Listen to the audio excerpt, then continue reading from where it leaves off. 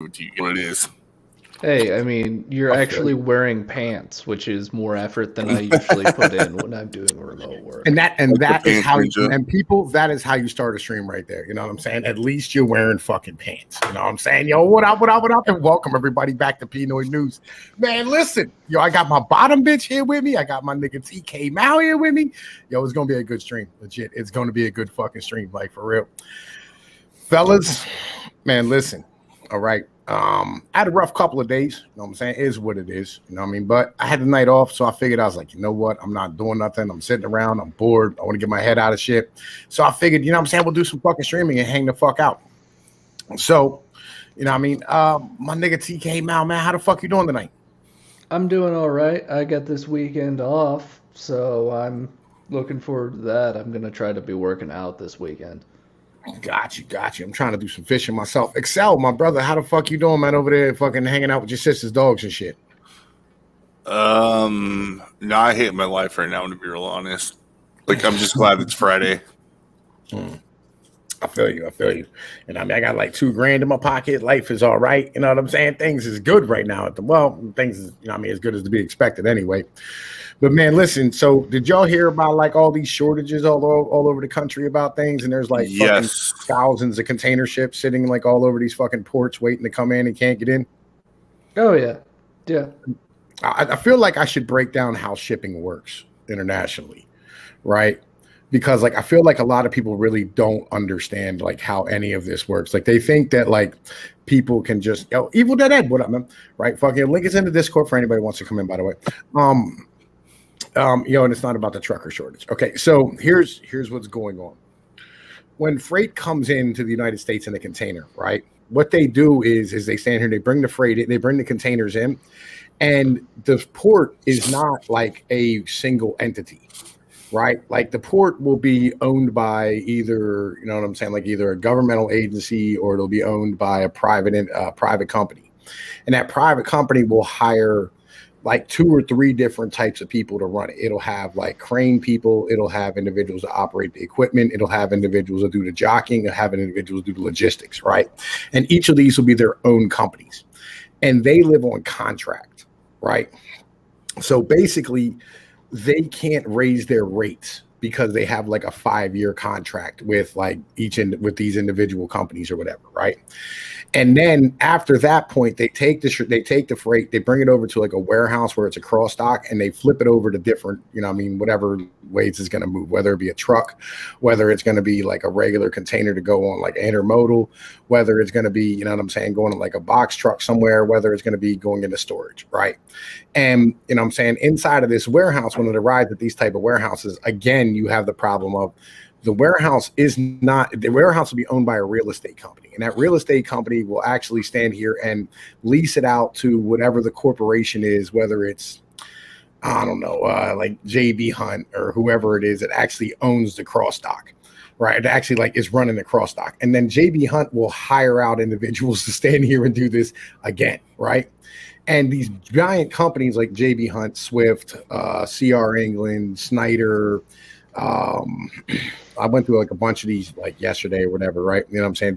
Yesterday, day before, one of them. Anyway, right? I sat here and I went through all this stuff. I went through all these different companies, and the reason why I did was that these companies are massive conglomerates, and they cover pretty much about like 85 to 90% of all freight that moves inside of the United States. The other 10% goes on what's known as owner-operator trucks. These owner-operator trucks can raise rates whenever they want to, and they're making a fucking killing right now. But these giant companies that run on places like the rail, you know what I'm saying, that like stand here and run stuff across the country and drop it off into different individual cities and hubs and whatever it is. Man, listen, you over here just fucking moaning into the microphone and shit, right? Sorry. Over here, right?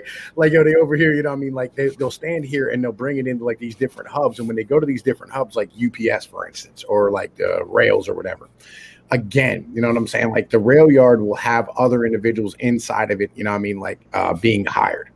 Now, the problem is that in each of these individual places where they hire guys out, like for instance, the rail will hire out on like Pacific Rail fucking systems or whatever, right? And these guys have a contract that says we'll do this work for this much. And So they can't actually like raise the rates of the pay of individuals. So they like in my rail yard locally, like we have 3 giant ass rail yards. 3 of the biggest rail yards in the United States are in my fucking backyard, and I run out of them. That's like what I do for a living. All the jockeys quit because they were making $15 an hour, and you can get $30 an hour at an Amazon warehouse around here right now, right? And they can't raise the rate, so they had to go and actually hire guys out of like, you know what I'm saying, like work release centers or like halfway houses or, you know what I mean, like these like really garbage temp agencies in order to fill these positions because of the fact that like, they can't find people who are willing to work for these rates.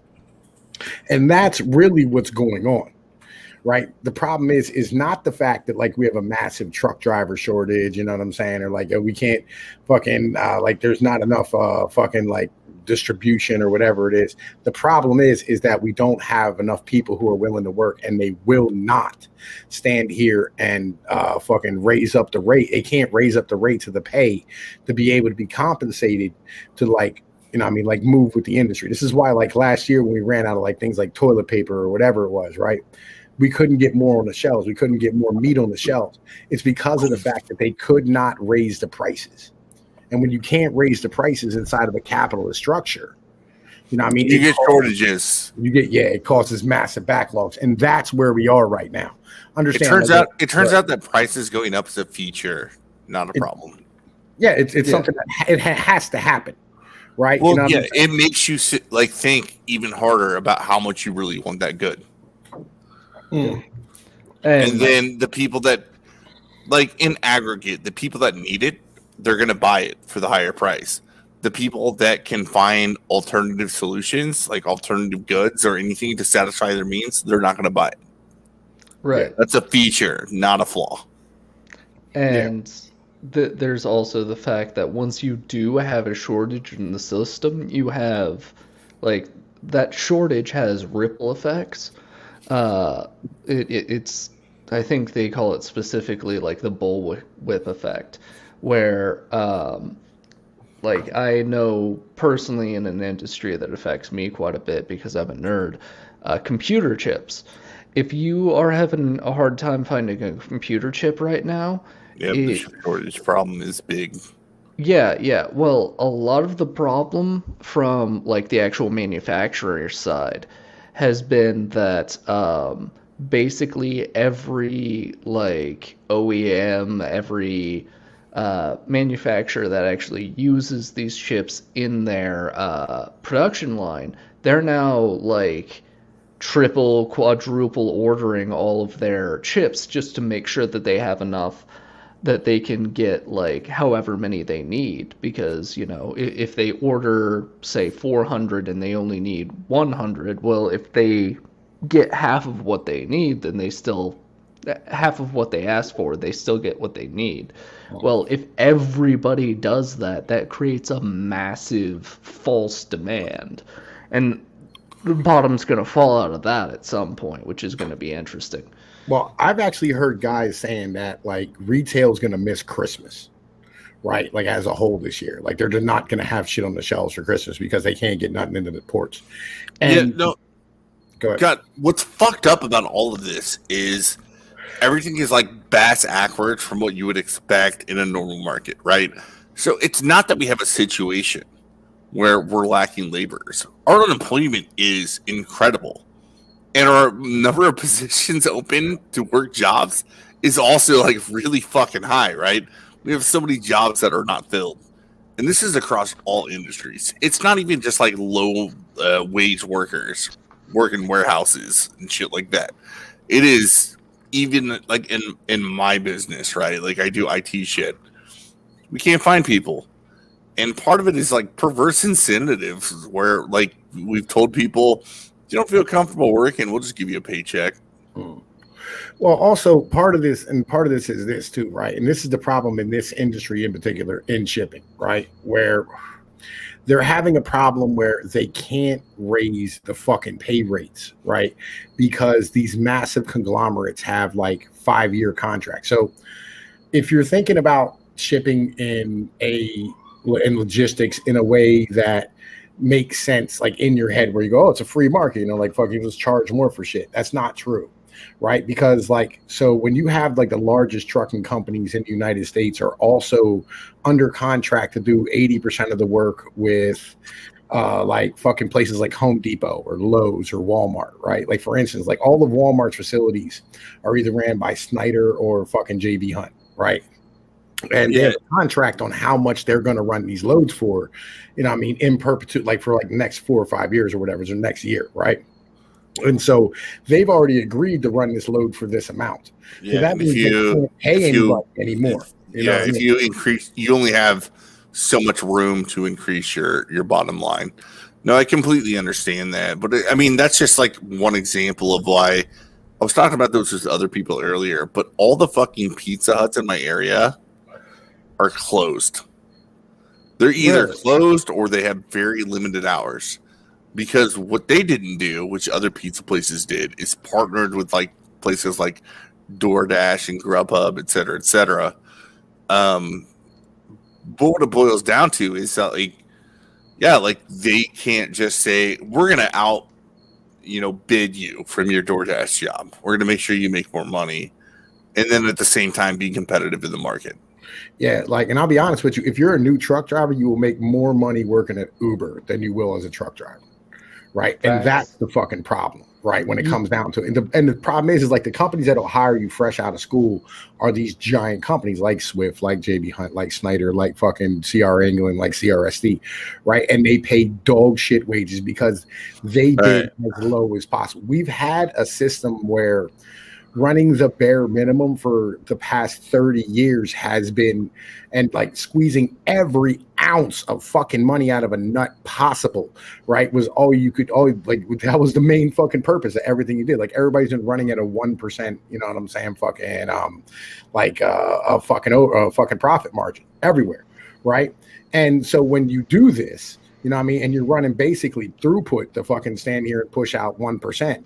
You're going to end up, you know what I mean, just standing here destroying the entire system when it comes down. Like when you're not going to be able to adapt when it comes time to fucking gouge motherfuckers to go, all right, well, we have to raise our fucking rates because we've wanted shit to just be steady. And we wanted shit to just be like fucking, you know what I mean, like normal. But now, like Home Depot, for instance, you know what I'm saying? Like, you know, these guys aren't going to have the shit that they need to come in because of the fact that like they have these fucking contracts and shit that say like, oh, you know, we can't fucking stand here and move it for any more. So we can't really bring any more drivers in. We can't bring any more warehouse workers. We can't raise their fucking pay. We can't compete for fucking labor, right? Because like they're locked into these fucking contracts and shit. And if they fucking try to raise the rates, they get taken to fucking court and they'll lose their fucking ass. This is the goddamn problem. The fucking conglomeration of shit is the problem right now. You know what I mean? Yeah, real quick. Victor ran is like fuck Grubhub and DoorDash, and then he said they're trash drivers. Did any of you guys use those services during like the most hardcore of lockdowns? Constantly. They're always fucking great. Legit. Yeah. How many fucking hot chicks delivered your food for you? Well, not many. It was usually an African dude. Oh my god, it was a shit ton for us, and I figured out why. All the waitresses, like used to work in the restaurants, they all just became the Grubhub drivers. Well, like, all right, so like I'm a trucker. I have 8 years experience, you know what I'm saying? And like I get the fact that it pays off if you have experience, like long term, right? But the issue comes down to there's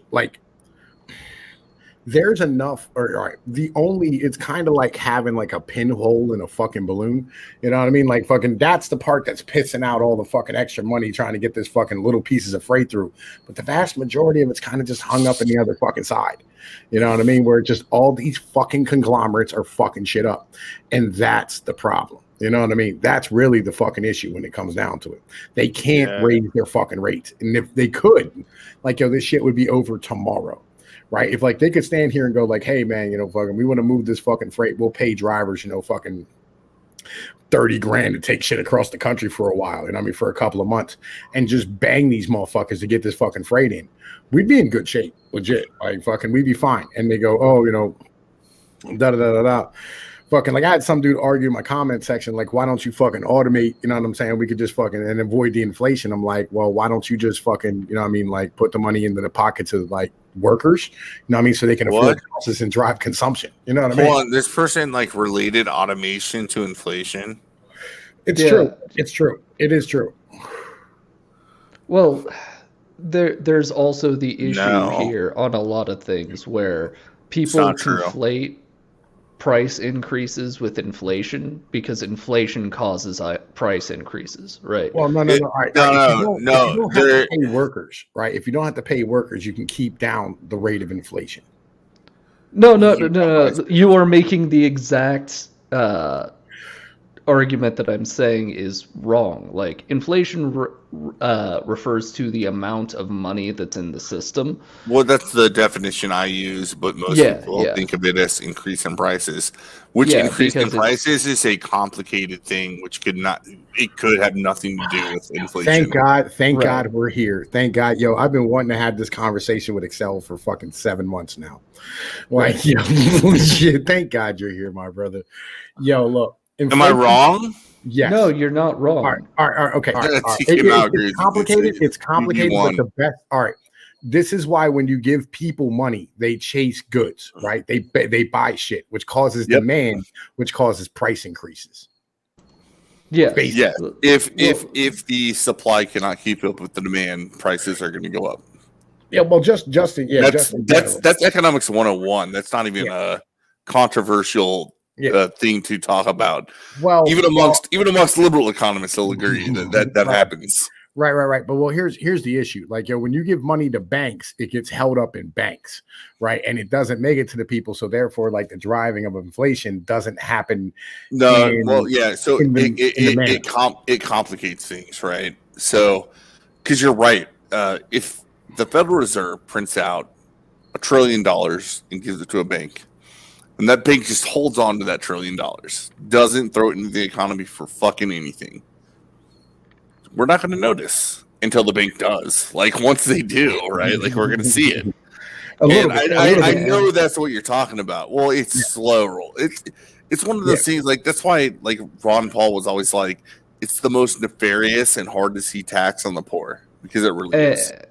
And here's the really fucky thing, where inflation actually, like actual inflation, not the stuff that we're having right now, because most of what we're seeing right now is disruptions due to either government or corporate structures that are just dumb. Garbage. Right? Garbage. I'm with you.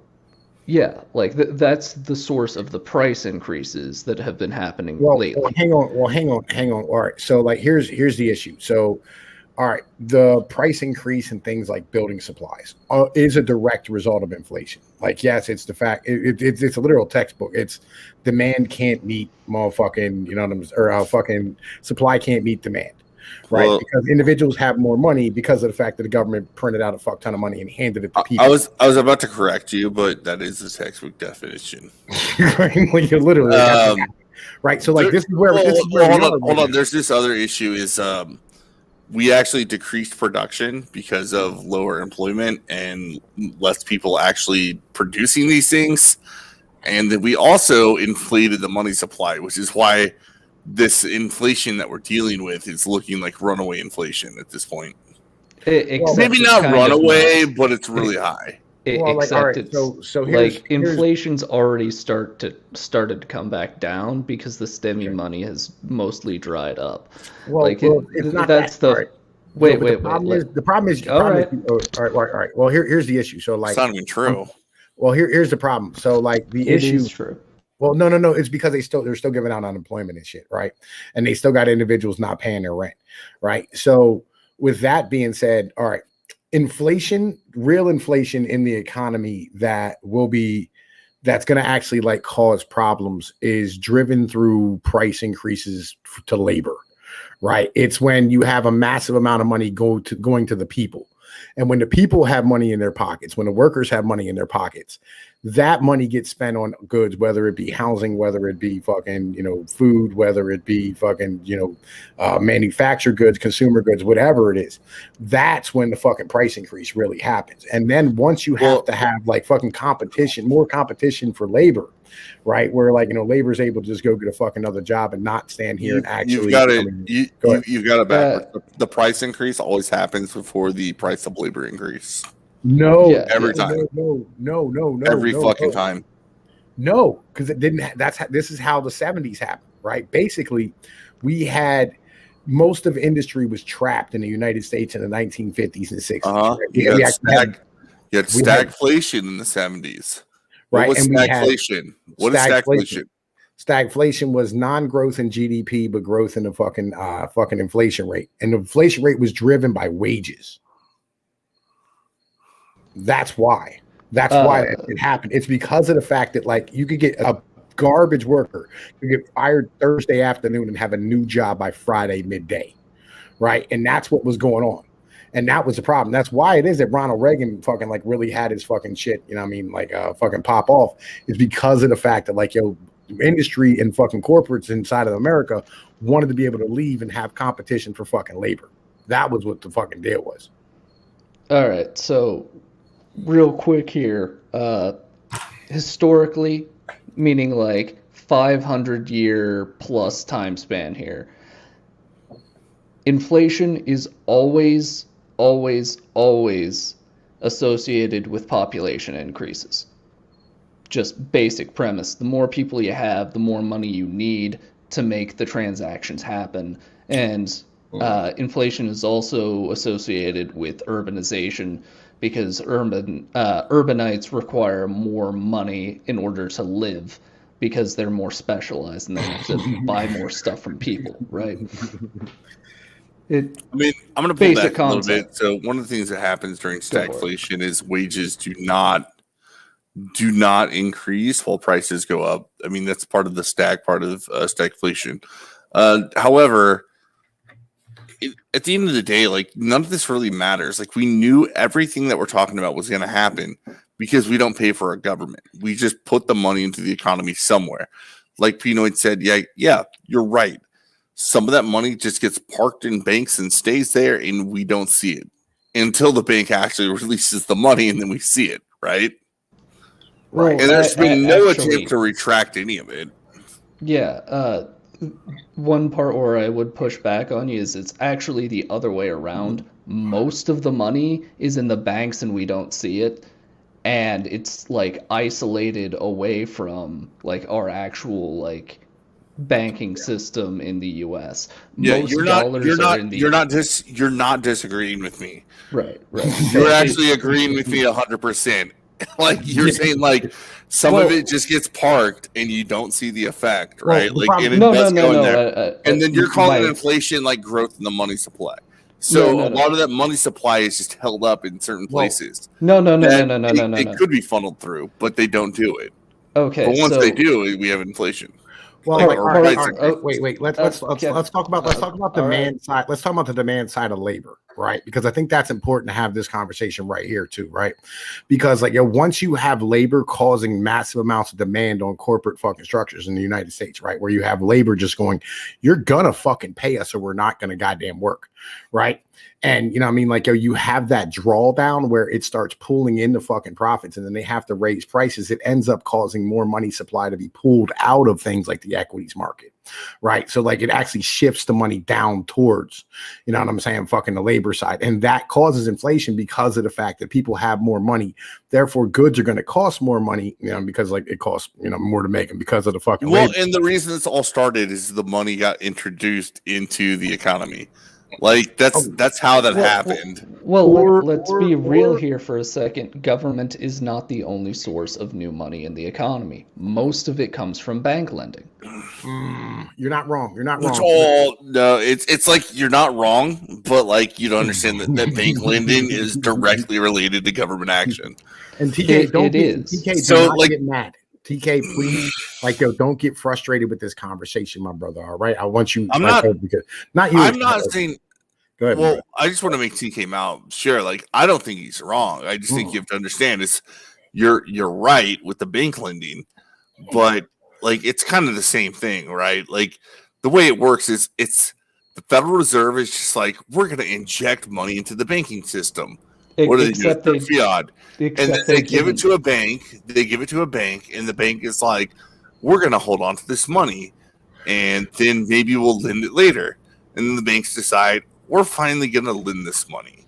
And then now that money is out in the open market, and it would be fine, maybe in theory, if the Federal Reserve actually did something to have like interest rates and take the money back, but they don't.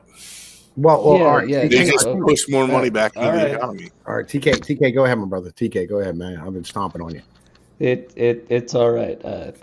Anyhow, my point wasn't that like the banks were lending to each other and that's how it was staying out of the market. My point was rather that most of the dollars exist in what's called the euro dollars market, and they're held by what are called shadow banks. These are banks that are exempt from basically most banking regulations in the US because they are under a section of regulation that is carved out for specifically US dollar denominated banks that do not deal with any United States-based customers. So this is people like the banks in the Cayman Islands, right? Or the clearing houses for like fucking DB or for Deutsche Bank or some shit like that or whatever. Right. So what these banks have are massive balance sheets where they just invent dollars and then loan them out.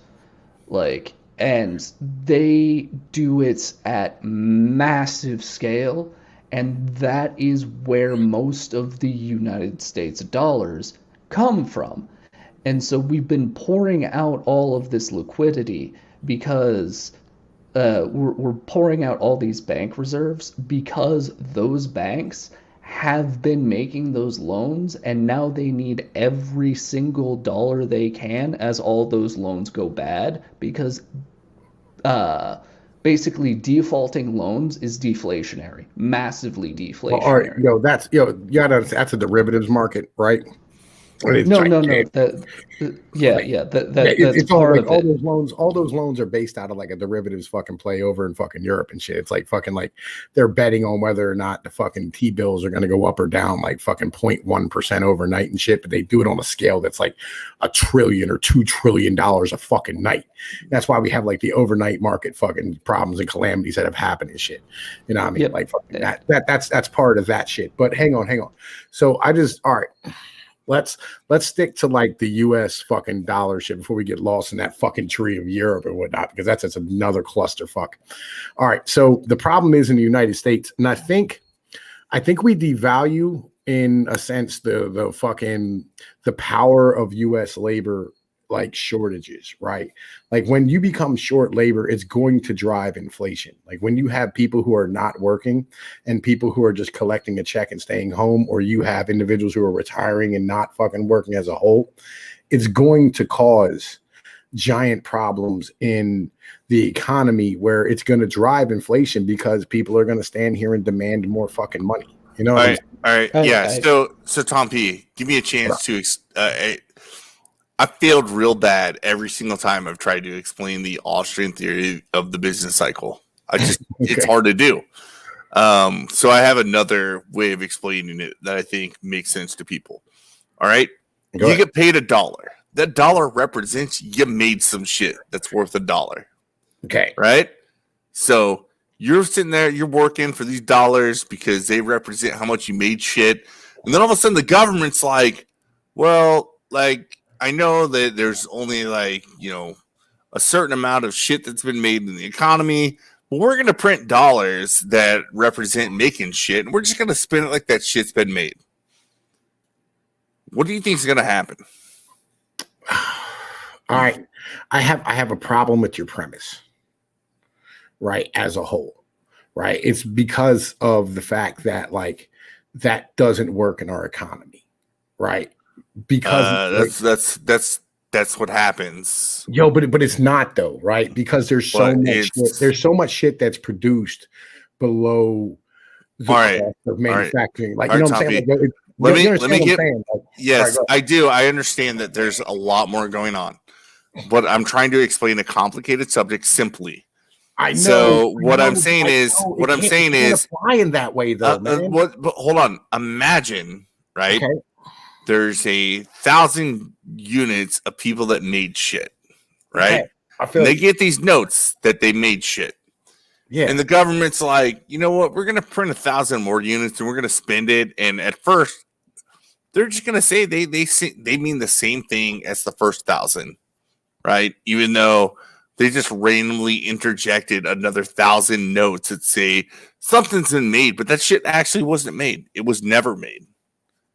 What's going to happen whenever you pass those notes around? Like, I understand your mentality. I do. I get it. Right. I get it. But like, it doesn't make any fucking sense when you look at the fact that like the price of corn doesn't fucking rise. Right. So like, you're earning more dollars because there's other factors. Right. So here's price of corn actually has risen. No, and it doesn't even fucking matter if it did, because the way capitalist economies work, like if you did it with like real value at the time, everything goes down in price as we learn how to produce it better. Everything should go down in price.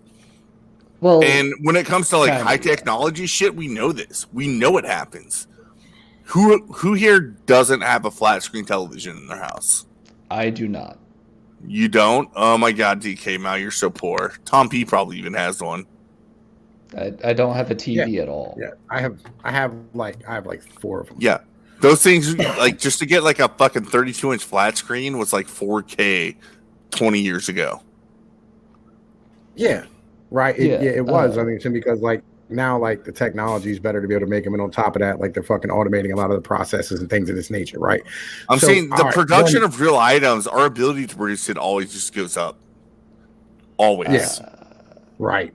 I mean, and that again, that's another part of the fucking issue as a whole too, is the fact that like, if you're producing something with automation, it's basically robbing the fucking labor supply, right? In the end of the day, like, and that's a bit of an issue as well. Not really. Right? And you also have the issue of that we're not like, our ability to produce stuff is not going to always go up indefinitely in a straight line.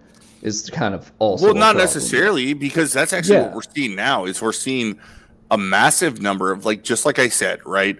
So in the economy, there's people that do things, and we have fiat currency. So we give them notes to represent what the estimated value of what their work is worth, right? And if the government just prints money and spends it on random shit, eventually that's going to trickle down and devalue the currency like devalue the previous labor of the people that did shit, right?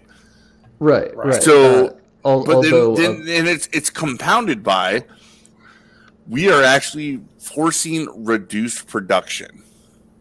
Well, it's going to be an issue whether or not we were forcing it or not, to be honest. We're just kind of absolutely forcing reduced production. Like, we know we are. Like, I'm saying we're throwing gas on the fire. Like, we were going to have reduced production at this point in time anyway, just because of our demographics. We've got the largest generation in history retiring, and a smaller generation replacing them. Yeah, none of that even deals with the government fucking numbers about 10% unemployment. Like, right. Like there's certainly an issue going on where we're telling people, don't have a fucking job, we're going to take care of you. And also, by the way, other people that have jobs keep buying stuff. And it's surprising that they're running out of shit. It was like, no, we have a ton of workers. We have more, like, the number of jobs that we have that need to be filled right now it's fucking insane. I've actually I've seen some conflicting data on the actual number of job openings, because like you see help wanted everywhere, right? But a lot of it is that there are employers who are like double, triple, quadruple posting job openings, and they're not raising wages. As No, I don't. general thing. You know Like what? if they really look needed people, they'd raise wages. I'm gonna Well, go no, ahead and let you. it's happening. Like the wage raises are happening for the people that are taking the jobs. Um, I can say this anecdotally and evidentiary, right? Like, so the people that actually do take jobs, like they're making slightly higher wages, and it's a slow process. They're making slightly higher wages than the entry job provider. It's not, it's not a slow process here. It's a fucking legit. Like, they have motherfuckers out here hiring for $35 an hour, 4 days a week with a fucking $10,000 sign-on bonus at a warehouse. Yep. Yeah. No, I legit. I believe you, because that's where we're at right now. Like, we've incentivized people not to work, and I'm gonna be real honest. If I could just live life comfortably without having to work, I'm a lazy motherfucker. I would totally take that. Like, Tom P would be like, yo, you give me enough money to pay my bills and child support and like feed myself, like you're going fishing, and like maybe you're just gonna like actually put more effort into your YouTube channel, right? Yeah. Another factor here's also got to be that 14% of Americans now own cryptocurrency, and I bet most of those people think it's going to the fucking moon. Oh, and what they're doing is too, like, to pull the money out in the backside, like through the MMT process or whatever it is. They've just got done hiring 50,000 new IRS agents to start watching crypto. Yep. You know what I mean? Like, so like, yes, and that's another part you said, like, you're not taking it back out, you know what I mean, by raising rates. They are, right? Like, they're fucking standing here trying to do more enforcement, which I think is fucking dumb. Like, why would you hire, like, what's 50,000 times 50,000? That's like what, fucking $1 million, some shit like that. Fuck, 2.5 million that you're going to spend the minimum on those fucking people or whatever it is. Yeah, it's because they literally just want to kill all small and medium-sized businesses, because that's all those people are going to do, because all the big businesses can pay a shitload of accountants to do their taxes. Well, I don't think that's it. I think they're trying to take the money back out of the other side, right? Like, because like crypto, they're like looking at crypto going, oh, this is an inflationary bubble, which it is. Right? You know what I'm saying? Yeah, I am 100% convinced that they are literally just trying to use tax policy as a weapon against their political opponents. I don't think they are. I really don't think they are. Like, what they're doing. Obama would disagree. Okay. Well, that's not. I really think what they're trying to do is they're just trying to take the money back out of the inflationary side, because they're not standing here like fucking. They don't have a way to be able to like tax the fucking people to like get the money back out of the system from like equities. You know what I'm saying? Because people are just holding on to them, because the majority of the fucking equities that went up are just being held by institutional investors or fucking like people who are running like mutual funds for fucking 401ks or 501s or whatever it is. You know what I'm saying? I'm gonna be real with you, Tom. I think that these MMT people, I think that it's just mouth noises that they make to excuse them, printing money and taking the money from the people they don't like. The only reason I've talked about this before, Tom P, when we talked about MMT. I said the only reason that anybody gives it any credence is because politically it sounds fucking awesome.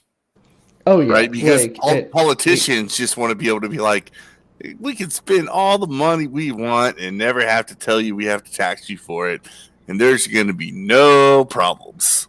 Well, no, I mean, all right, with the exception of a few people. Right. Well, yeah, that's dummies, right? That's dumb politicians, and they are fucking retarded. Yeah. Well, hold on. I'm gonna say, like, I accurately describe the political environment that we live in. So I understand they're wrong and they're dumb politicians, but that is the political consensus. And if you want to fight me on that, like, I will fight you. Did anybody see Biden today? Like, what happened with fucking Boris Johnson? Did anybody see that shit today? Which one? I did not. I did see the video of the dude that was wearing a "I didn't vote for Joe Biden" shirt getting attacked on campus. No. This shit was fucking crazy, right? Like, yo, All right. So basically, Joe Biden and Boris Johnson were at the UN, right? And fucking like Boris Johnson decided to take a question, right? And then like fucking like he stood there and he answered the question, whatever it was, and fucking he basically went to go like, is there anything else? You know what I'm saying? And like fucking the reporters started trying to ask, and then like the fucking White House staff ran in and just started chirping like Chinese people. They're like, no, no, no, no, no, no, no, no, thank you, thank you, thank you, no, no, no, no, no, no, no, thank you, thank you, thank you, no, no, no, no, no, no, right, and just ran everybody the fuck out of the room, right? Yo, it was fucking crazy. And then Joe Biden would just stand there staring at the fucking camera like he was lost, like he had no idea what the fuck happened. Legit, it was the most insane thing I've ever seen. You know what I mean? It was fucking crazy. I don't know. I'm gonna see if I can fucking find it. Hang on, I'll be fucking right back. But y'all two talk amongst yourselves.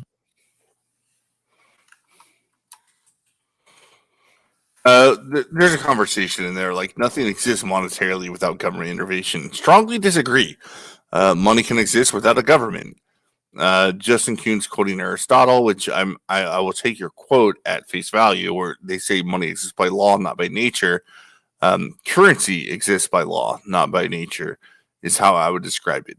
Because all money is, as far as I'm concerned, is as people develop and our ability to trade in markets expands, then we come up with certain things that are highly valued that anybody would trade for.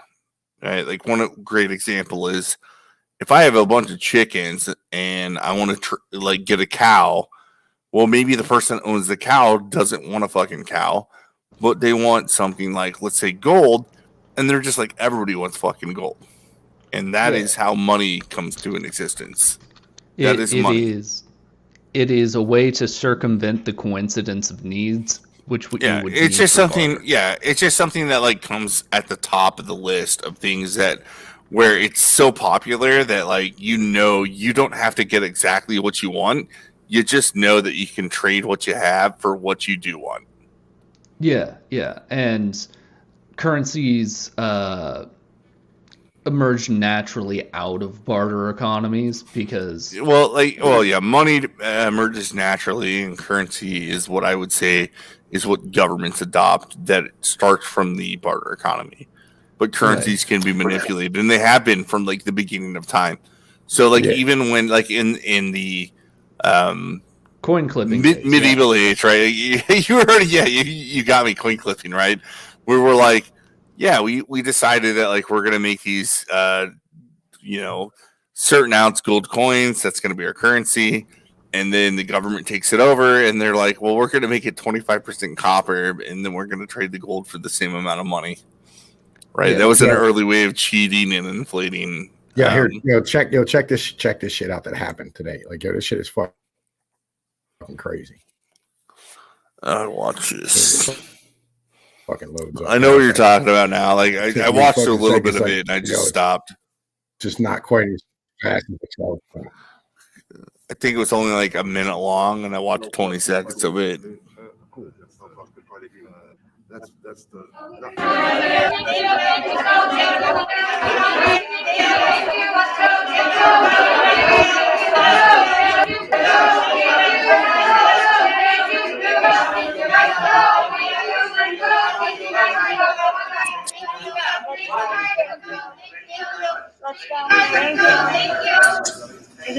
I have no idea.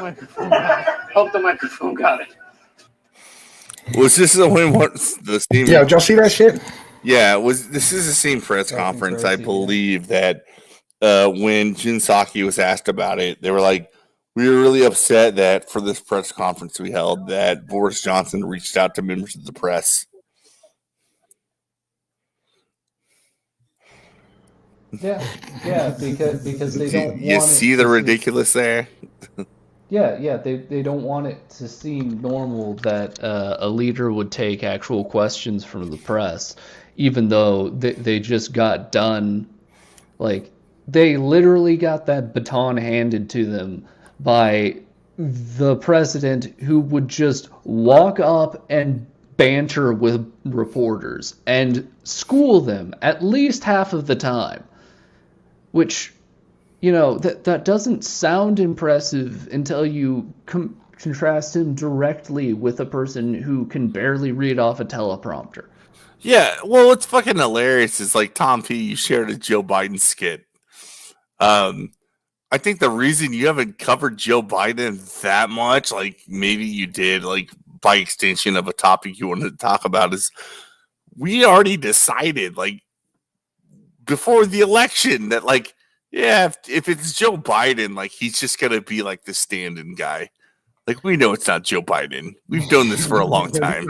He's not running anything. Like he's just a puppet. He's just the dude that's on camera. He was the guy that was like, yeah, we might have a radical agenda, but look, it's Joe Biden. He ran with the black guy. He's been a moderate his entire life. He might have dementia. Just don't worry about it. Elect him. He's better than Orange Man.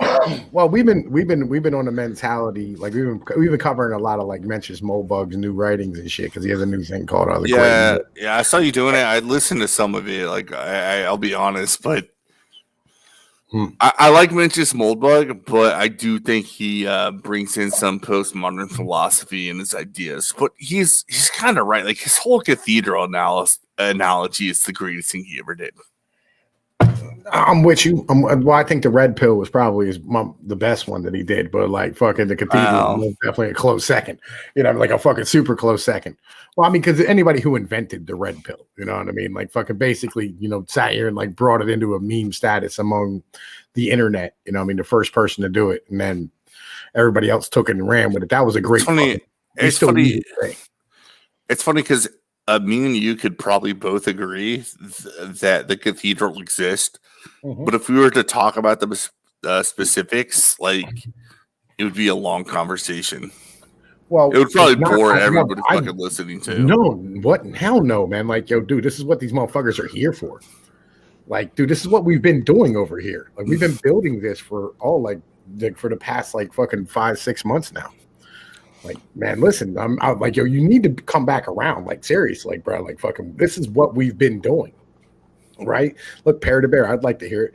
Right? Like, yo, so I've been boiling this down into like its very basic essence. Right? Now, I've been working on it like really, really hard over in the rhetoric server. That's why the fuck I'm over there all the time. Is I'm trying to like boil this down into like something that's as simple. You got kicked.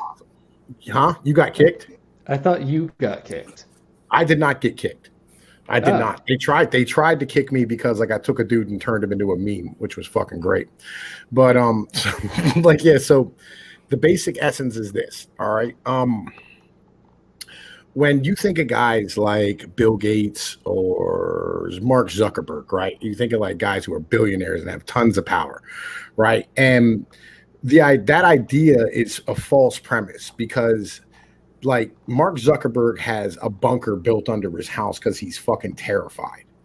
And the reason he has that is because of the fact that as a billionaire who built the largest tech platform that the world's ever seen, the like most powerful social media that the world's ever seen, has had the power completely basically ripped out from underneath of him by a media who has sat here and fucking screamed about how the fuck he's like, just all they had to do was go, there's a white supremacist and anti-Semites on his platform. And he was all of a sudden up in front of fucking Congress having to explain himself and why he's not monitoring it properly. Right? Like, yep. Like he is not in power. It's the media and academia. It's academia who's standing here training all the managers across the entire country. Right. And all the individuals who are inside of government and all the individuals who are inside of the fucking academia and inside of the media. And so it's these two here where the most amount of power that has leaked out of our government has fucking ended up. Right. And that's really what the Cathedral is about. It's academia plus the media. And that's kind of the mentality. I mean, plus the political structure, right? Like it's all kind of no. Well, that's downstream on the Cathedral list, right? Because like here's what happens. Like this is my understanding. You know, Tom P, feel free to correct me if I'm wrong. Go ahead. So my understanding, what you said is absolutely correct. But what happens is people go into the academy and they get these ideas and those ideas never check out. And those people from the academy, they check right in to if they're journalists, they go into journalism. If they are educators, they go into education. If they go into politician or like a political thing, they're politicians. So everything is downstream from that. And then so you have these institutions that are really just feeding these other bigger institutions, and they all agree with each other. And like I lump them all together with the cathedral. Like I realize where it starts. It starts in the academy because the academy never changes. But the academy is what produces the expert class of the next generation, which is what is at least attempts to dictate culture for generations to come. Okay. So, all right. I think this all starts off with Burnham's fucking the managerial revolution, right? Where you had the original like aristocracy of the United States were like a landowning class. And these individuals were like the first people who like put up the money and like started like the industrial revolution in the United States, the people who built the fucking railroads and shit. And, you know, we had like the seaports and all this type of stuff. But as things got more technical, they didn't have the ability to run these operations and run these companies. And so what they did was they hired managers to do so. And these managers ended up taking over the operations, and like these landowners just became stockholders. And the individuals who were managers and experts in these whatever fields, whether it be metallurgy or, you know, whatever, right? Doesn't matter. Pick a fucking subject. They sat here and they were trained inside of academia. And it's been a constant state of this class of individuals who are actually running things, who aren't in ownership, who don't own anything, who have been growing, right? And so the people who go ahead. We'll say like what you just described is not a new thing, though. Like no, not what you're basically a lot of what you're describing is like, what was this person that was in academia that was not part of these classes that we can think throughout history? Got to spread his ideas through academia and fuck a lot of shit up.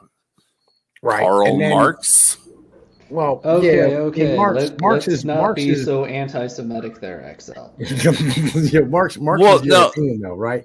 Like he was a European. So I understood he was a European, but what I'm saying is like it follows the same line of what happens with the cathedral, right? Like this guy just grows up in academia, stays in academia, and everything he says and dictates, it doesn't matter to him. He's still a king.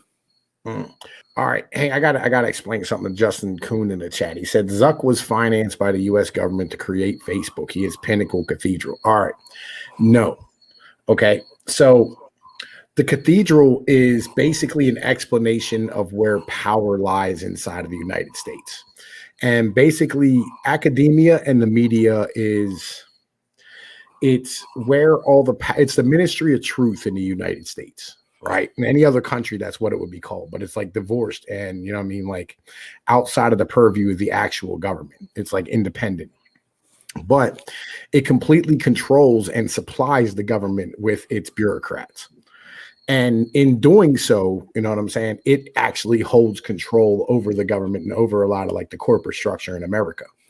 And the media, by standing here turning on like the fucking bat phone and like turning it up to like 10,000, it can sit here and literally break down a guy like Mark Zuckerberg or Bill Gates, right? These guys are not immune from the media as a whole.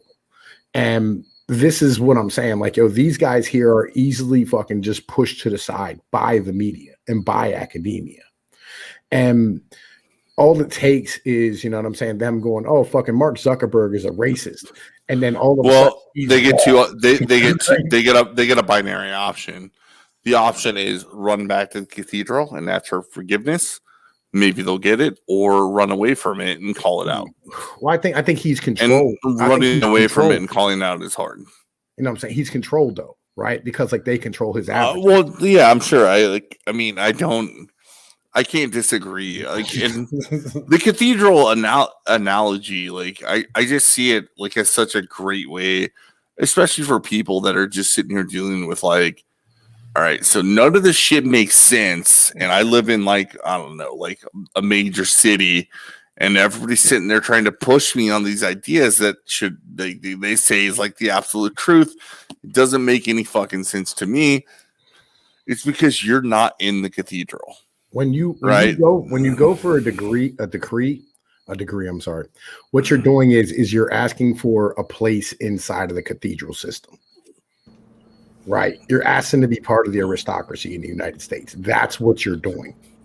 Right. Yeah. And so therefore you're going to be indoctrinated into their ideology. And that's kind of the deal. You know what I'm saying? Yep. Yeah. Which is why they teach you the doublethink alongside whatever type of specialist education that you need for your particular career. Although increasingly it's just becoming just indoctrination and less career, because we're moving over to a mostly customer service based economy, or have been recently. So knowing things has become less important, unfortunately. Like, Well, I wish physical reality had more of an impact on social status, but it just doesn't. yeah. Right. I mean, and there's a lot of parts of things that aren't explained by the cathedral, right? And I mean, for instance, like the military structure inside of the United States, like, which is, let's be honest here, all right? The State Department and the military are kind of like one and the same. They're both considered part of the defense budget. Like when you stand here and you talk about like defense spending, part of defense spending that's put in a lot of calculations is also what we spend on the State Department for like international, for like giving away money to like Israel or fucking Bahrain or wherever it is that we do, because it's all part of our like fucking defense structure. And so with this, you know, I mean, these guys here, there's all right. When I stood here and I broke down fucking Curtis Yarvin talking to Tucker Carlson, right? I thought it was important to have like these type of videos to have an understanding of the power of the like fucking executive branch in the United States, which covers these type of things.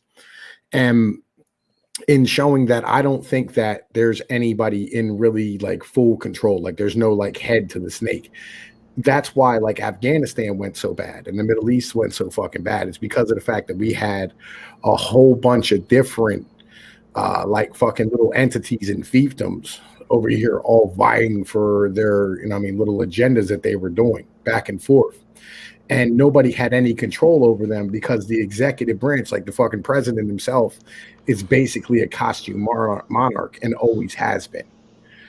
Ever since, like, you know what I'm saying, fucking FDR, really, or fucking LBJ. You know what I mean? Like, LBJ had less power than Woodrow Wilson. You know what I mean?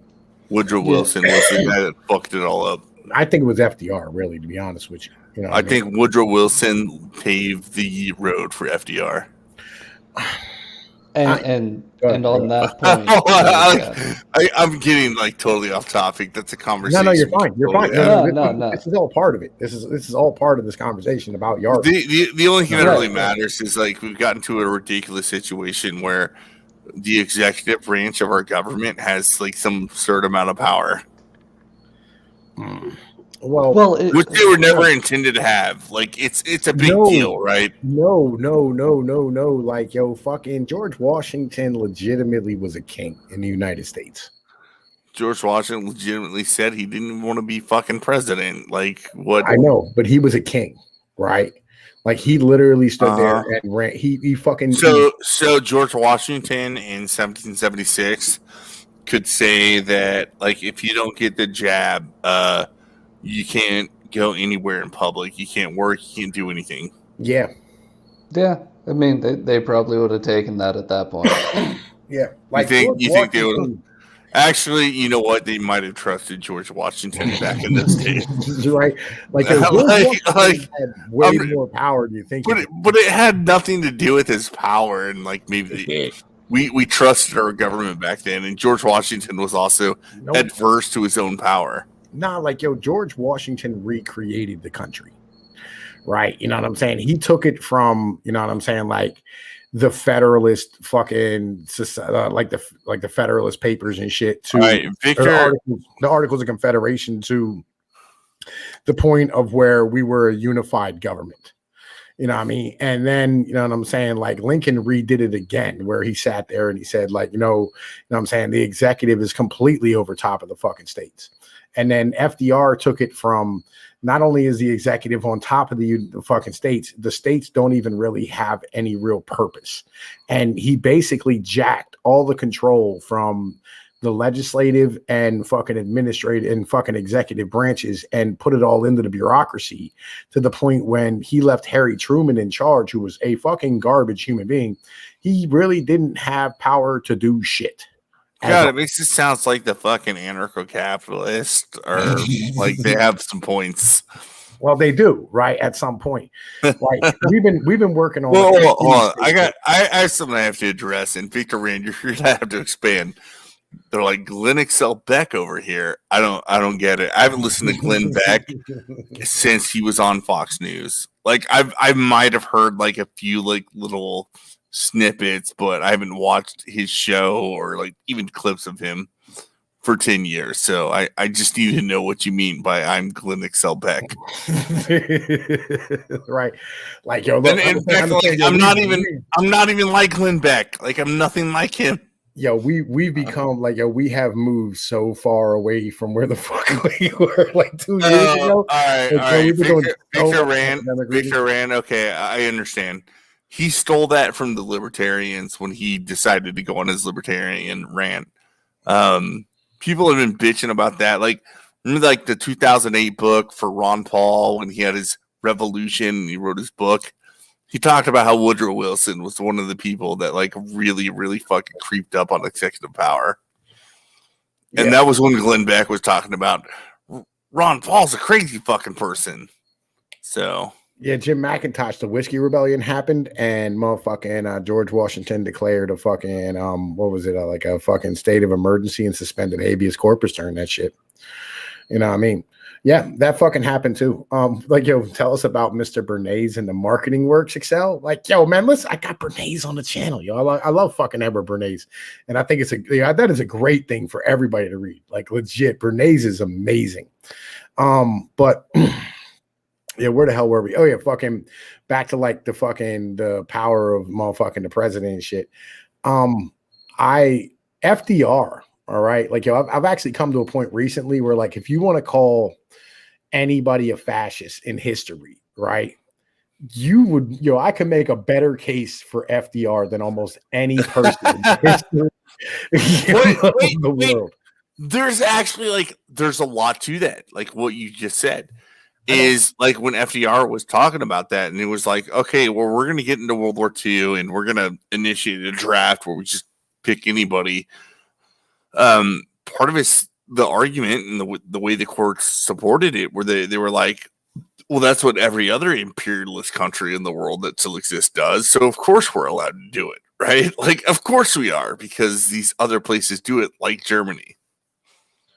Yeah. I mean, like, yo, so like, yo, we can go through the points of how, like, yo, I don't think, because I'll be real, I don't think fascism is real. Like, I don't think it's a real thing. I think it's all just completely fucking bullshit. You've heard my opinion on it, right? Like, fascism was a real thing, but it was an ideology that was very short-lived, that expanded from like the early 20s to the late 1930s. And then the few governments that still adhere to that died in the 1940s. And they were all just, it was just another thing, idea, or it was another terrible idea of how to structure society that was a revision of Marxism. I would say reaction to Marxism, but it was a reaction and a revision, right? So it was like Jorge Solis, one of the French philosophers that ended up leading into fascism. Like, all they were doing was just like, all right, so we agree that capitalism sucks and the way things are going to work is there going to be some sort of revolution. However, all these people that tried to be communists, they failed. So why did they fail? And they're just like, well, it turns out that we don't really need to make everybody equal. We just need people to think that they are an equal part of the state and that everything they do is equally as valuable as everybody else. And then you keep going and you can see how fascism can evolve from socialism. But they were all anti-liberal ideologies, which is, God, I could go on forever. I don't even grandpa about it right now. Grandpa. That dude's name would be your grandpa, my friend. Like, just want to put that out there. Like, but like, all right. So like, I don't think fascism was real, right? I don't think fascism is a real thing, like in any way, shape, or form. Like, I don't. Fascism is not real because, like, all right, if you want to stand here and you name any form of government, right? Like, we could all stand here and name some part of the government that would exist, right? All right. If it like, for instance, if I said a democracy, like, that's like everybody votes. No, right? Tom P, I gotta stop you. I understand what you're about to get to. Actual fascism was a real ideology. The way the word fascism is being used right now, in any context, it is never referring to the actual ideology of fascism that was started by Benito Mussolini. I don't think Benito Mussolini. You don't even think Mussolini like was making points to make his doctrine of fascism. No. Like, there's a whole book about it, but you got good reasons to believe that book was bullshit. No. Here's the mentality. All right, so I think. I think of fascism the same way I think of the bull moose party, right? Like, nobody, like, you're not going to have anybody run around go, that's a bull moose guy right there, right? He's a bull moose, right? Like, and that's what fascism was. Fascism was nothing more than the name for a certain political party, right? I don't think it's an ideology. You understand what I'm saying? Well, that's kind of the mental. It was an ideology, but it wasn't that distinct from other ideologies. Like, that is actually very true. Like, I tell people all the time that, like, you look at the economies of Denmark or Sweden or any of the Nordic countries where we're just like, that's real socialism. It's like, it's actually not. It's actually closer to the corporatist structure that the fascists wanted. But they're actually less corrupt and less fascistic than the American corporate structure. Because at least, well, okay. I would say they're less fascistic. I hate this ideology of fascism because it's not real, right? Like, we got to go with like authoritarianism. It is real. It's just, it's not the fucking simple. Like, anytime people are like, it's left and right, like, that's fascism by telling people they can't say what they want. It's like, there's tons of authoritarian ideologies that were not fascist that would restrict free speech, right? Right. Like, it's way more complicated than that. In fact, I read a book by I think his name is V. Schnernell. Okay. Some Jew, right? Right. Anyway, but he like wrote the book about like the evolution of fascism. And like, he kind of laid it out like how, it's a very specific revision of Marx. It was a very specific ideology, and it completely died out as it was proper in the 1940s with the fall of Nazi Germany, which they didn't start out with fascists. They just aligned with the fascist of Italy, and they like kind of became synonyms for reasons I don't even understand because they're totally different. Okay. Name me one part of a fascist government. One part. That's the point. It's not a real thing because like it's not because it's not a one like name me one part. Name me one part of a fascist government. Tom P. Go ahead. I'm gonna ask you a question in response because that's the best way to do arguments is to answer questions with questions. Okay. So name me one part of a liberal government. One part of a liberal government. Liberal ideology. Oh, fucking court systems. Well, fascists had court systems too. I feel you, but you know what I'm saying, you're gonna have a fucking justice-based fucking court system with fucking you're gonna have rights of habeas corpus in a fucking liberal democracy. Yeah, hold on.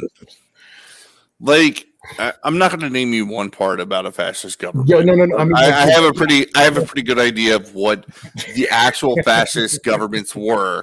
Back in the 1920s. That's the point. That's the point. Like, like if I go a monarchy, you're like, oh, it's gonna have a king, right? If I say it's a fucking republic, you're gonna have representatives, right?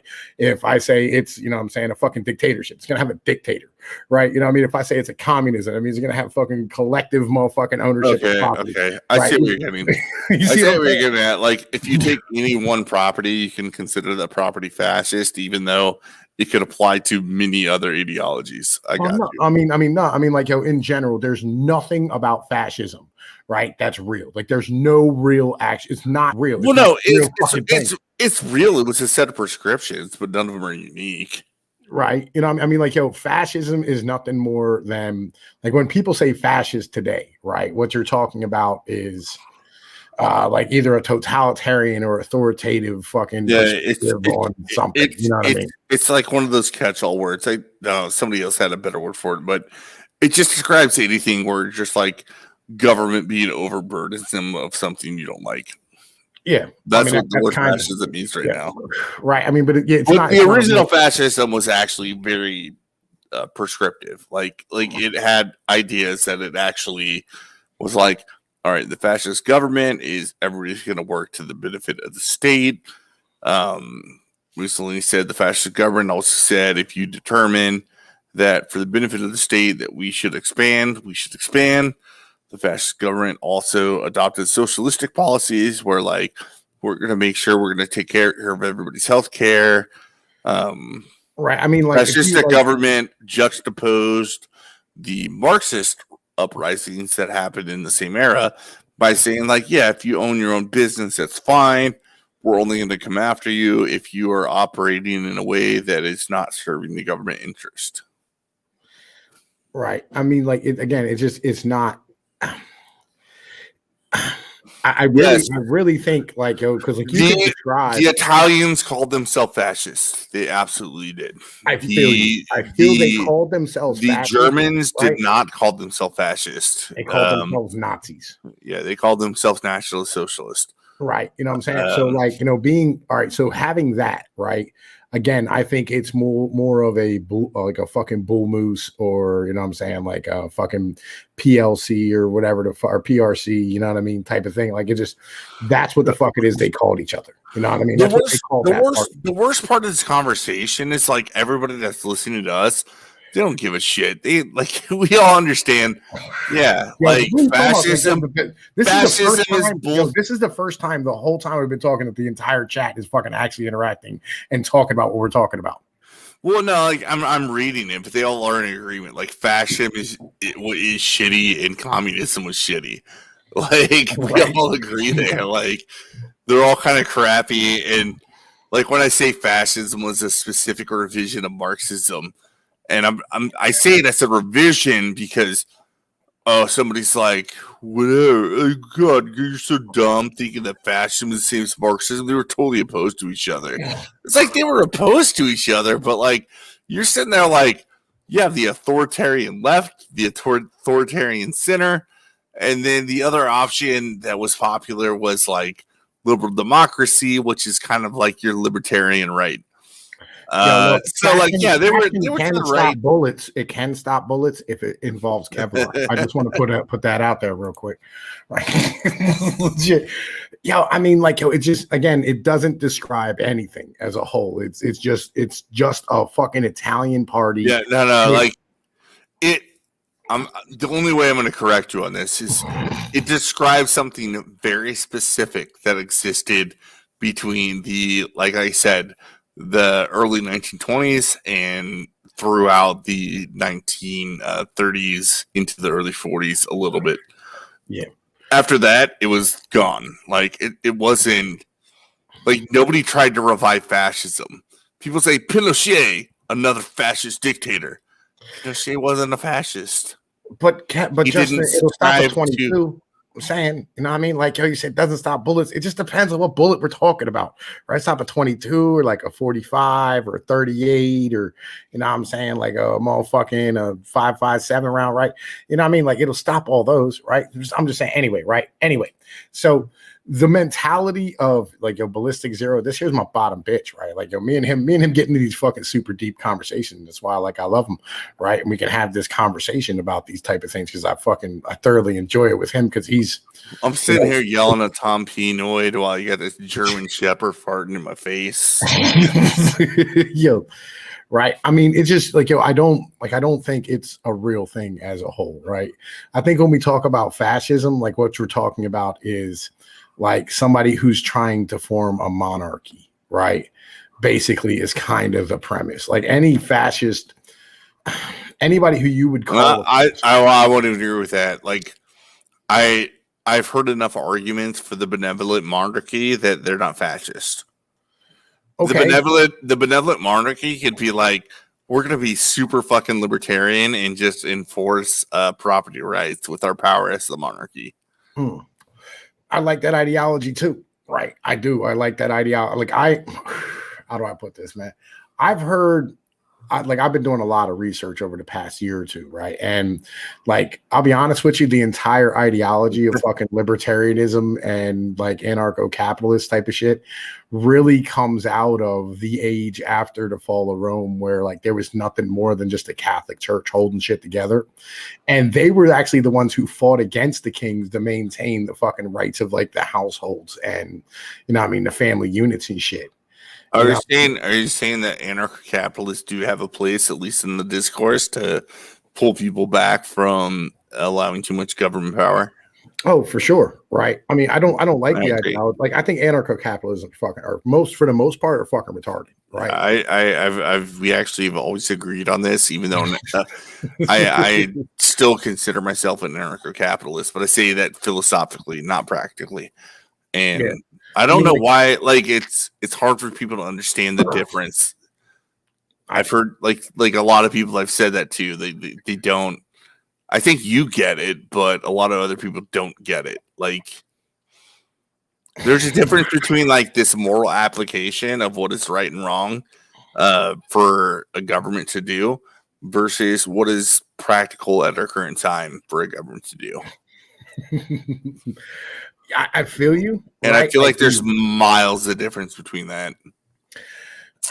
There's a fucking thing that's wider than the fucking Marianas Trench. In the end of the day, you know what I mean? Just like all these dumb fuck Twitter anarcho-capitalists that you run into, they're just like, if we just got rid of government today, we would solve fucking homicide. And it's like, no, you wouldn't. Like, let me keep this a buck. Mr. Dapperton ruined my faith in fucking anarcho-capitalists. Yeah.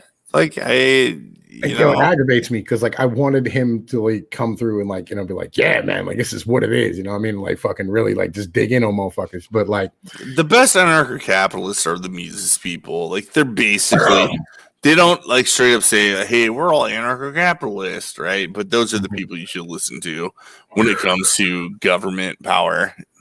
Well, like actually, we don't even have an argument there. Like you listen to the Mises people, they make good points. They do. Like they don't. The system is so fucked, right? That you know, I mean, like at this point, Mises is wrong about most of his points, right? But it's not because Mises is wrong. Oh my god, name one. Like I don't think he was wrong about anything. Like I think he was predictive of the future, out of all of things. No. I think Mises and Rothbard like ultimately were wrong about their mentalities, but only because of the fact that the government has intervened in so much shit that the fucking market doesn't work. Right. Yeah, so Mises on that point might have been, but Rothbard is actually really interesting. Look up Rothbard's opinions on right-wing populism. Rothbard might have been why so many libertarians flocked to Trump. Because they just saw it as an avenue to be like, we know we're never going to get like the society we want, but we can get a better society through right-wing populism. And that is why like tons of like, think of like the Mises people that supported Trump, even both times, right? Lou Rockwell was huge, right? That was I mean, Ron like, Paul's second-hand man. I mean, like, the reasons why you would back up a guy like Trump as being a libertarian, as being a guy who's about lower government, smaller government, is because Trump is the best option in a bag of fucking dirty ass fucking shirts. You know, like he's no, but hold on. Deal. Like that's the thing that I think is different because the Rothbardians would not say that, right? They're not going to vote for like for instance, like Romney. If I had to choose, like if my only options were our government is going to be ran by Romney and our government's going to be ran by Joe Biden, I would like, and those are my only options, and I just wanted to like weigh the goods from the bad. I probably would pick Romney. I think voting for him. Well, I think voting for him would be like slightly better, but the end result, like if I was looking in the future, is like just vote for Biden, let everything go to hell, so people know that they don't need to vote for like people. Here's the bitch. I actually think Biden's better than Romney. Right. In like when you lay down the actual pragmatic argument of it, you go, well, at least Biden is the extreme left motherfuckers will try to keep the military industrial complex in fucking check. Right. Like, right. Well, yeah. All right. So like you're talking about like not just that's what I was trying to make a point of when I said like, yeah, maybe I might think Romney's better, but I wouldn't quantify it as much to say like it's even worth voting for him. In fact, like if I had that little of a choice, I would be like, no, let's just get the person that's going to make everything be much worse, so that maybe we have a better option next election cycle. Right? Like vote for Biden because the other guy is going to suck too. So maybe we'll get a better option the next election. I mean, Trump's a better option, right? Altogether. Like, well, that's what he was. I mean, we talked about this several times. I didn't even vote for him in 2016. I did. We had this. I know you did. Like, and looking back, I would have like seen what happened during his actual presidency. Like, he wasn't that bad. And I haven't been able to say that about any fucking president forever. Like it amazes me how like if you look at the actual policy and events that happened politically under Trump and then you compare that to the media coverage and people that don't like Trump's opinions of him, I'm just like, so what do you think about George H.W. Bush? What, the first one? No, I was talking about the second one, but it doesn't matter. Either Bush. Like, what do you think about the Bushes, right? The first one or the second one? Like, do you have any opinions on them? Like, look at all the stuff that Trump didn't do that was attributed to those people. I mean, I agree with you, right? You know what I mean? Well, I know you do. Like, it's been the ridiculous thing. That's why, like we used to be on Let's Be Frank stream. Right. And Frank was like, hoorah. Funny enough, he has got more libertarian as time's gone by. We should revisit Frank. We should just be like, hey, Frank. I dropped a super chat in his joint last night. Like, we should be like, you sound more like a fucking libertarian than you ever did be. Like, how much influence did we have? Well, I think it's those weirdo fucks that he has on there on a regular basis. But I wish it was us. You know what I mean? I really do. But maybe. You know, he was forced away from the MAGA shit. You know what I mean? Because MAGA guys. Well, we were never MAGA fucking shit people, and that's another thing I told Frank. Like, he used to like talk to me, and cool thing about you, Excel, is like you say you're not a conservative, and I know you aren't, and I'm not. Like, you're more of a conservative than I am. Yeah. But I mean, you are so far away from conservatism than Frank is. Right? Like I'm extremely far away from conservatism, but like I literally went on fucking Let's Be Frank channel and had like a fucking 3-hour talk with him about like defunding the police. Right? Like,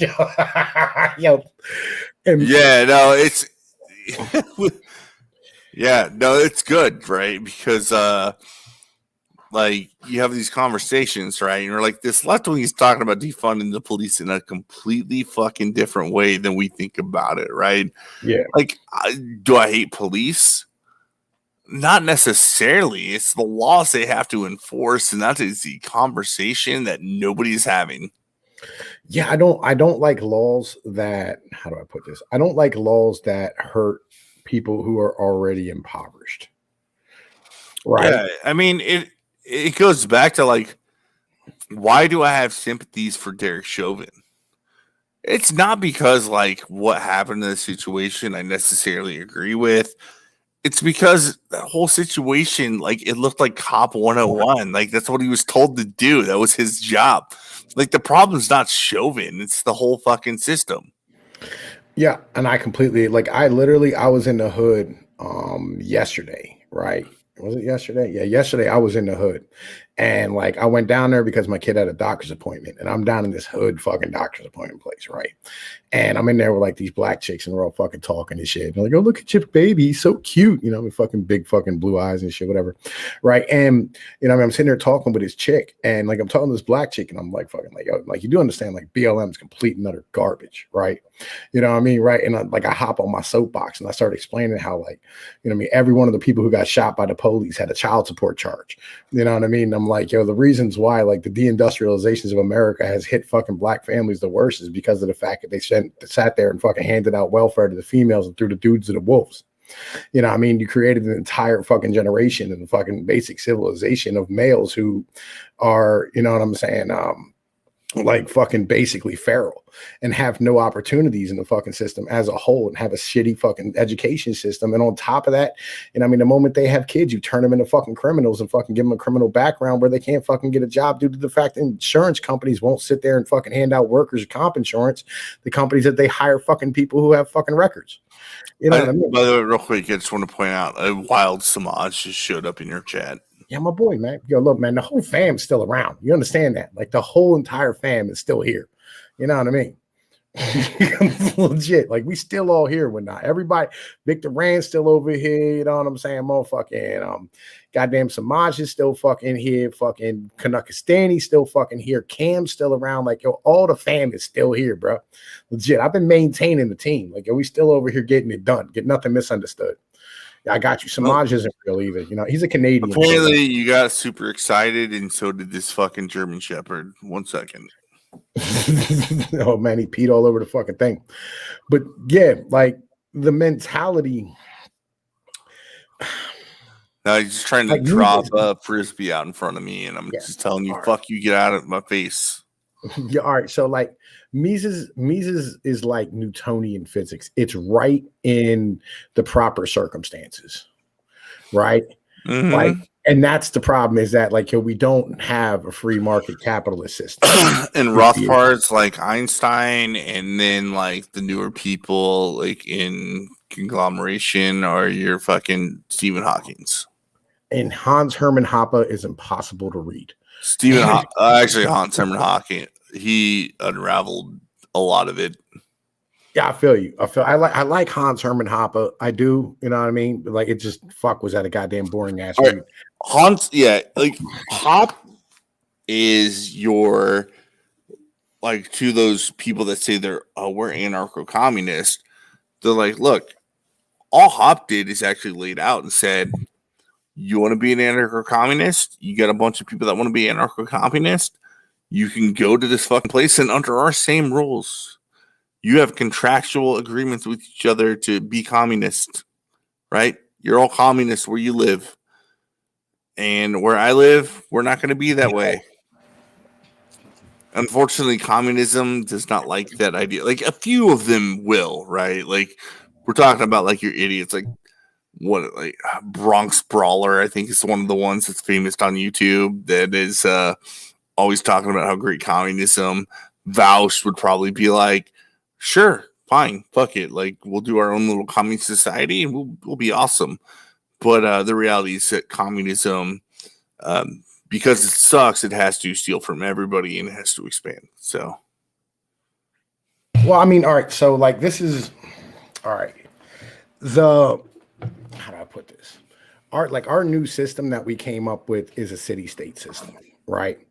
Where because we've gotten to the point where I think when you have like like my state right now, we have like 13 or 14 million people, and basically like you have the governor and presidents being elected out of my state by, you know what I'm saying, like 51% of the fucking people. So you have like 8 million people leading fucking like 7.56% of people, whatever, being led by 7.44 people. So, or in our like 7.44 million fucking people are basically just being ran the fuck over by these individuals. And that's a lot of human beings to sit here and go, you don't have representation because there's not enough of you. And that's fucking bullshit in the end of the day. You know what I mean? When it really comes down to it. Like, and that's where our mentality, and I know that math was way off. So I added up to like fucking 16 million. But like, like that or 15 million. That's too many people to be fucking standing here just going, you don't get a fucking vote because of the fact that you live, you know what I mean, in a less densely populated area, but it's still fucking immensely populated. I don't want anybody to have a vote, so I feel you. I think that's the solution. It's like that's just being voting. Okay. I mean, yeah, I agree with you. Hold on, Pinoid. What's the next question? Is like, all right, you ban voting. What do you replace it with? What do we replace it with? I don't know. But voting sucks. Like, I have no clue. I've said that a billion fucking times. Like, you're like, repeal the 19th, and I'm like, I'll go one further, ban voting. And I was like, what do you do besides that? I was like, I don't know. Voting just sucks. It always is going to degenerate into 51% of the people dictating to 49% of the people things they don't want to do. And it's always going to do that. Like, I don't care how. Our Constitution is a great example. It works sometimes, right, to stop that from happening. But as time goes on, like, it really just turns into 51% of the people voted against the other 49% of people. So all right, let me run some of my ideas of my structure by you, right? So you pay into whatever your government structure is, like as far as like whatever city state you belong to. And then they kick the money themselves up to the federal government. And the federal government does nothing but military and motherfucking contract disputes for international or interstate fucking trade. Right? And that's all it does. Nothing more, nothing less. And there's no real representatives or anything of this nature. You know what I'm saying? Is there for defense and motherfucking purposes of adjudicating motherfucking law between interstate fucking commerce. Right? But like fucking, you no longer have fucking like federal taxes paid in or them having the ability to like fucking kick money back down to the states, you know what I mean, and rescue motherfuckers. If states want to help other states, they fucking can. If they don't, they don't. Right? And we stop standing here like having this giant federal bureaucracy ran out of DC. We don't pretend that there's 320 million people amongst one government entity that claims that it has supreme power over all 320 million people and think that everybody's going to get along. Wow. That is a radical idea. You should probably delete the stream or else the FBI is going to talk to you about your extreme ideology there. Yeah, I'm saying, like, you know what I mean? Like, I'm just trying to come up with a new system. Like, that's my mental. You know what I mean? I think we're smart enough to be able to, like, stand here and go, like, hey, I think we could come up with something better. You know what I mean? Like, legit. We could probably come up with something better. I think that we need to move, like, more towards a geographical location of where the fuck you live at. And whatever that geography is should dictate more towards how you should fucking live and be tied to your fucking like area. 100% agree. That's where like I'm like I dissent from anarcho-capitalists. I'm like I'm okay with you like living under a government system that you could just move out of easily by within a reasonable distance driving or walking away. Yeah.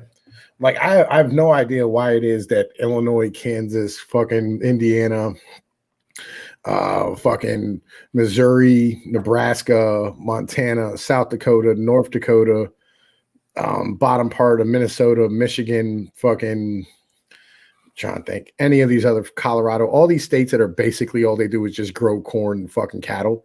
Why is it that all these fucking places have their own individual shit? Like, yo, like if you live in the fucking grasslands, like that should just be one big fucking area that you all, you know what I mean, just yeah. And Sarah Silverman agrees.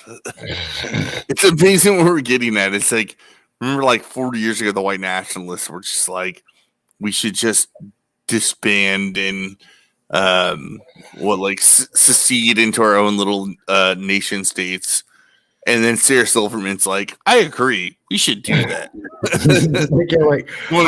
That's for 4 years, and Sarah Silverman saying like literally the exact same thing Richard Spencer was. You know, I mean, like, I don't understand like why, like, yo, what's American? Is there any real American culture? There used to be, and there's not now. When did we have an American culture? When 50 states voted for Ronald Reagan. It wasn't even that long ago. I don't think that was. I don't think all 50. He didn't win all 50 states. He won like fucking 45 of them. But like, and again, Ronald Reagan, 50 states. Yeah, I don't think Ronald Reagan was unanimously elected by every fucking state. I'm 90% sure like 2 or 3 of the states fucking said no. Fucking. Hold on. You might be right, but like, just think about that. Only fucking 3 states didn't vote for the same guy. Well, yeah, they did the same thing in fucking Nixon and shit too. And 40 years later, we have blue states, red states, and purple states. And the only states that matter are the purple ones. Yeah. I mean, like, you know, like fucking, you know what I mean? Like fucking, I'm pretty sure like fucking like a vast majority, like I think and voting is awesome. Right. Like I'm trying to sit here and think fucking, hang on a minute. I'm looking fucking, let me fucking push this bitch back. Hang on a second. And we should reduce the voting age to 16 because that will make even smarter people voting. Like Lyndon Johnson got elected in all but Arizona, Louisiana, Mississippi, Alabama, Georgia, and South Carolina. He won every other fucking state. Yep. Right. I mean, but like I don't like. It's one of those things where like don't think about the political parties. Think about more like the nation as a whole kind of had this unified idea about what the nation should be, which is why that happened. Like even if they were wrong, doesn't matter. Like the fact that the nation had this unified idea of what the nation should be, and the vast majority of people from every state agreed on this person to be the president, that says something, and it has not happened in my lifetime. Like FDR in 1932 won every fucking state but Pennsylvania, Connecticut, Delaware, Vermont, and fucking Maine. In fucking 1936, he won everything but Vermont and Maine. Yep. So even though I think FDR is shit, it actually said something about our country at the time, which means I thought our country was shit at the time. Oh. Justin Kuhn, I don't know when we're doing our next Moldbug stream. We might do it tomorrow. You know what I mean? That might be something we might fucking do. I got some shit I want to fucking cover. You know what I mean? Legit. But like, actually, yeah, like I need to actually get off of here pretty like now. My funny enough, the only cool thing about being in Green Valley is I have one friend that I used to play in a band with that lives in Green Valley, and he's like, "Oh shit, man, I'm coming over." So I'm gonna get off of here. All right, you know, I mean, do what you gotta do. You know what I'm saying? But anyway, yo, look, man, I'll just end the fucking stream because like, yo, I'm by myself and I really ain't got a whole lot more to talk about. I think what the fuck I wanted to talk about. What you went on pretty good. That was a good stream. Yeah, I always have. Where'd we go? Like an hour and a half, 2 hours? Hour and a half. It's not bad. We're at hour 38 right now. You know what I mean? So, you know what I mean? It is what it is. I'm gonna get the fuck out of here. Justin, I'll do some more fucking Moldbug tomorrow for you, man. You know what I'm saying? Like, fucking be tuned for that one there. In the meantime, you know what I mean? Y'all know what it is. You know what I'm saying? Like, share, and subscribe. Yo, check out the motherfucking links in the description and shit. You know, fucking Streamlabs, motherfucking all that fucking bullshit. PayPal or fucking, no, not PayPal. TeePublic. Oh, I put my TeePublic back in the motherfucking description, man. Check out the TeePublic. You know what I mean? Hit that joint, go buy a t-shirt. You know what I mean? Buy a onesie for your baby. I bought one for my baby. He looks adorable in it. It is what it is. You know what I mean? Like, yo, anyway, I'm not paying you to do that. Man, fuck you then. Look, I'm out of here. Peace you like one motherfuckers. Excel. Thank you, my brother. Show up again, all right? Smoke some crack. You some dough with friends. I'll see you later. All right, peace.